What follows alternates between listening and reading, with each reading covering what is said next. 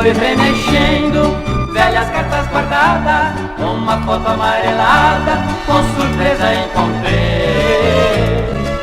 Só nesse instante vi o quanto fui errado, e confesso amargurado, quase que não suportei. Ao contemplar aquela falsa formosura da fingida criatura que me fez sofrer de amor, sinceramente me senti tão humilhado ao lembrar que foi palhaço de uma mulher sem pudor. Quando se ama, não enxerga a verdade, não vê a desigualdade que existe entre os dois. Só quando passa o terrível pesadelo, que se olha no espelho e arrepende-se depois.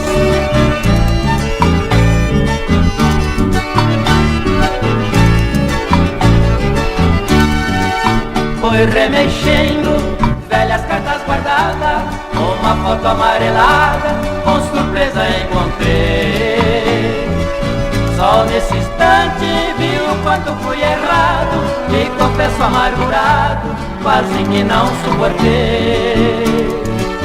Ao contemplar aquela falsa formosura da fingida criatura que me fez sofrer de amor, sinceramente me senti tão humilhado ao lembrar que foi palhaço de uma mulher sem pudor.